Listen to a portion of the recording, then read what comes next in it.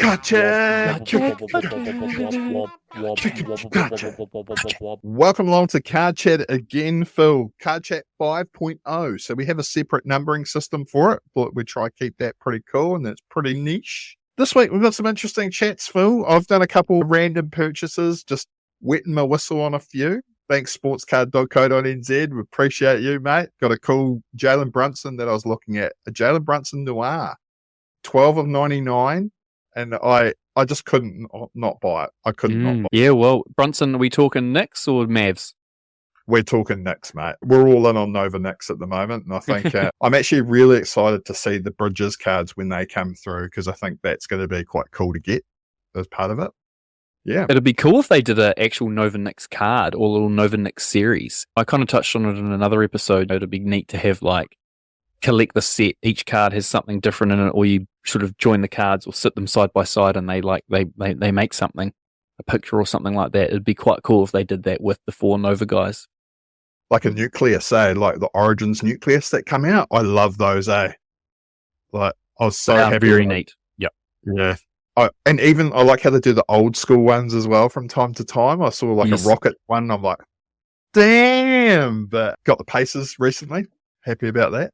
Yep. Yeah. No, I've got a Hornets one and a Pellies one from this year. Well, I think last year's one had Ingram, Zion, and Dyson Daniels, so they'll just insert in the rookie. But this year it's Ingram, Zion, and Hawkins. So. Nice. Yeah, just a little bit different. But yeah, they also do, for Origins last year, they did the 3-person nucleus, and the same this year, but they've also done like a 2-person card. I can't remember what it's called, but those are quite cool as well, like Dual Threat or something like that. But yeah, those Origin cards, they're so nice. Are they standing back to back like the Karate Kid? Like Miyagi and Daniel's done? Because I thought that'd be quite cool. Like back to back, arms crossed. Yeah. Yeah, no, there could be a different vibe with that. I could see how it would pop off. But no, I don't think they are. So missed opportunity. Oh, yeah. Come on, Panini. Listen to our cool ideas. Right, so I've got a question for you, Jimmy. Yeah, mate. You've just had an awful fire at your house. You've lost just absolutely nothing but your basketball card collection. So for some reason, just the basketball card collection went up in smoke. You've got to start again. And being the lovely friend that I am, I've sent you $100. And I said, here you go, Jim. I'm giving you $100 to kickstart your collection all over again. Now, what do you do? Options. Do you A, blow it all on one like super sick card, factoring in, of course, conversion rates and shipping through eBay? Do you buy a bunch of singles? Do you buy some blaster boxes and some little fat packs? Or do you enter into some breaks online and go down the gambling route? What do you reckon? Well, firstly, this is a hypothetical scenario just out there to everyone. So my house hasn't burnt down. Yeah, no, it was just your cards. Everything else is safe. It was just the cards that went up. Just mysteriously, they just combusted. The basketball card arsonist strikes again. I think I would probably go down the breakaway, and I would start my collection with players that I want to get with the current crop. But then, yeah, I might go buy some singles as well, I think, out there and just pick up the odd one. But I think breaking, and Phil, so generous of your $100 for me for my card collection burning down. I cried and I cried. So that's the route I'd take. Let's just dive into this a little bit deeper first. What sets are we talking? Just to throw out a sort of an example or a situation that I was in. I was in a break with a not to be named breaker who sent me my cards, but there was one missing. And so I got in contact and I was like, this one's missing. Hey, are you sure? Are you sure? Yep, definitely sure. I'm not making this up. It was a redemption, an auto redemption. And they were like, look, we'll give you $40 credit for it. I'm like, okay, you know what? That's actually quite nice. So let's just go down that route. Entered into a few breaks, ended up getting one solitary base card. So that's my rebuttal to your buying into breaks scenario, because there can be situations where you buy into Obsidian, maybe you even buy into Origins. There's a few more cards in Origins. Or Court Kings, there's a few more cards there, on the blasters at least. But sometimes, as it's happened to me many a times, none of your team comes out, and it's absolutely soul destroyed. So how would you dropping, let's say you're 50 deep and you've got nothing to show for it? Do you change strategies? Like, what do you do? I double down, bro. And I go again. That's how I roll. I go Cool Kings. I'll be looking for the blasters, those boxes, and then I'd work my way to the Origins blaster, and then just start building the collection again. But I'd only be building like Cool Kings, Origins, and Obsidian, I'd say, and just try and keep my collection quite niche and stay within that realm. In terms of like things like Prism and Select and those sort of cards, that they feel pretty much to me now, like when looking at them, same. Like they've got the same pictures, they've got the same feel, the same look to them. There's the odd parallels, but I wouldn't be chasing them as much. So that's what just because that's actually a sort of a side topic as well. Being that I've re-entered the fray for collecting late last year, since I was a wee lad in the 90s, and went hard on hoops there because they were the sort of the first set that came out for the 23-24 year. But if I was to start again, just as a separate example, a separate aside, there are definitely breaks and sets that I just wouldn't even bother buying into. With hindsight there, you see on Reddit and a bunch of people throwing out advice. They always the common one is stay away from breaks and just buy singles. And it's like, yeah, that's all very well and true. I don't necessarily go that far at all because breaks can actually be quite fun. But actually be a little bit more particular and sort of stay within the sets that you actually really enjoy. And I guess it's hard when you're coming back because you're not sure like what are the cool sets and what you like and that sort of thing. But like some of the Don Russes and the hoops and that, they are a sort of a lower end, lower quality card. And look, a lot of people out there like them, so that's not knocking that. But yeah, personally, there are so many options that come out. You can actually get yourself a bit unstuck with wanting to get involved in everything because it's as much of a fun hobby as it is. It can hurt the purse strings. So yeah, find some cards that you really think look cool and stick to them. And so that's probably sort of what I would do if I was revisiting again. And if I had $100, I would wait. I wait for a few weeks or months after a set had come out, because when they first come out and they get onto the secondary market, onto the eBays and stuff like that, man, they're so overpriced because people just want to get their hands on them. But then when the dust settles, all of a sudden they become more reasonable. And it's knowing your limit when you're bidding on cards as well, because if you're happy with paying $10 for something and you get it for less, that's awesome. But then if someone goes over, it's like, actually, that's not the last time that particular card is going to be around, especially if it's priced at their value. So that's probably my approach. I'd buy a bunch of singles, and then I think probably maybe with $50 or $60 worth of that, then with my last 40, I'd probably head over to Waterpool and I'd buy into some breaks over there with Adam and the CEO. They do a great job. They put together some sweet options for breaks as well. So I'd probably do that because it's fun being part of that community as well. And it's a great way to meet new people and become part of a community, actually, is through breaking. Sometimes you can, if you're just buying singles, you can end up, unless you're jumping onto Reddit and sort of asking a few questions here and there, sometimes you can feel like you're just collecting by yourself. And it is quite neat when you can sort of show off your cards or talk about cards and trade and all that sort of thing. So yeah, I was actually thinking we could actually challenge ourselves with that $100 challenge.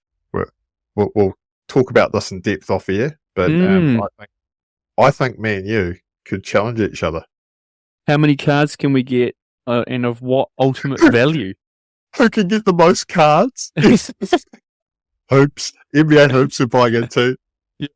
Hoops and Don Russ, the budget Don Russ. I've had a thought in terms of what we can do, but we won't leave it for over the next few weeks for our listeners to tune in and get through. So off the topic there, now we wanted to talk about like some other collectibles there that we work with, Phil, in terms of ones there that you look at and why. So I'll start with you, man. Like what's your other vice besides basketball cards? Well, I went through a phase actually a few years ago of getting a few Funkos. I used to buy those Loot Crate boxes. I don't know if anyone's familiar with them in the late noughties the late teens, actually, when all the Marvel movies were coming out. So I ended up getting some really neat exclusive Funko Pops of the Marvel characters, which I'm a big fan of. I've got a really sick Captain America versus Iron Man little dual Funko still in its box, like the super nerd that I am. You got to look after these things. And then also from a sport point of view, I'm a big American football fan, long-suffering Minnesota Vikings fan. So much like the New Zealand Warriors and much like the Charlotte Hornets, are yet to win a championship in their respective leagues. So that's a bit punishing. But It's all going to happen in 1 year. Honestly, I wouldn't know what to do. I don't think there'd be enough skin left on my body to tattoo all of their logos. It'd be awesome. I couldn't contain myself. But yeah, big Vikings fan. So I've managed to snag myself an 05 Kirk Cousins auto last year. I was pretty happy with that end of last year. So that was sick. And then I've got a few patched Justin Jefferson and Jordan Addison. But one thing with those cards is that even though they're not rookies, well, Jordan is, but Jefferson wasn't, not player worn or game worn, which I thought was very interesting. Just as an aside, it still looks like a really cool card though. Phoenix, I think the set was. And then also, lastly, I'm a child of the 90s, so big Pokemon fan. So I've still got my original Pokemon cards from the late 90s. And they are actually surprisingly in really good nick. Got myself a foil or a shiny Charizard, which has been the pride of my collection for a long time now. I've finally just put him into a one-touch just to try and make sure he stays as pristine as possible. So those are probably my... Are you going to wear it around your neck? No, I'm not going to Jake or Logan Paul it. It's not worth that much, I don't think. So his one, what is it, like 10 million? He's got the Guinness Book of World Records for the most money paid for a collectible card. I think his is a Pikachu. But yeah, so those are my sort of other teams and collectibles. What about you, Jimmy? Nice, mate. Nice. Well, I do the odd little bit of little pickups from time to time, like the football, Pittsburgh Steelers, that one that I've followed for a while. Mate, one of my mates, he's been a big Pittsburgh Steelers fan. I thought, if I can get the odd good one for him, I can flick it his way. And I've got a few sitting here for him. So Jordan, listening out there, bro, we've got a few Pittsburgh Steelers cards coming your way.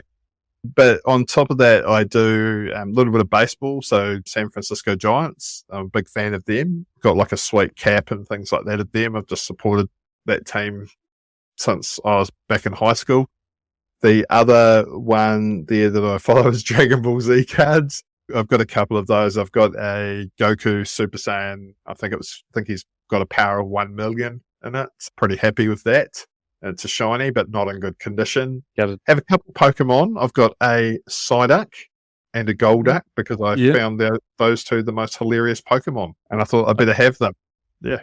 I bought a Nintendo DS when I was about 19, and it came with some Ruby, Sapphire, and Leaf Green. And so I've actually recently started having a jam on my Leaf Green, and it's so funny because you'll come across these Pokemon like Psyduck and Meowth and like a bunch of the different Pokemon that I can still hear their voices in my head from the cartoon that I used to watch as a kid. Psyduck. Meowth, that's white. Meowth is so punishing. And yeah, so there's just a bunch of those characters that I just love. It's such a fun game actually, and it's really neat because it doesn't require internet. Like for all the kids listening out there are games that don't actually require an online connection. Like how good is that? Pretty sweet. Yeah. And it's quite cool. You get those little things that you want from when you're little. Like I collect the odd football card as well. So I've got like Newcastle United's my football team. So I've got a few of those as well of last year's lot. So yeah, it's good having a heap of collectibles and a good variety. Basketball cards is the main though, of course. That's been there since I was 8. So yeah.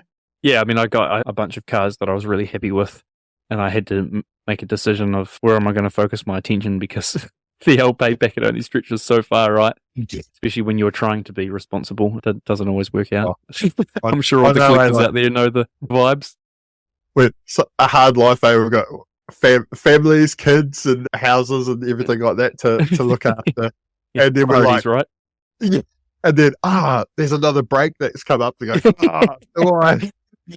It's food off the table. maybe I'll just do something for my health, and I'll just do some fasting for the next couple of days, which is, side note, really good for you. But additionally, maybe you can buy a break. We're like twisting your arm. We're not. Yeah, come on, do it. It's great fun.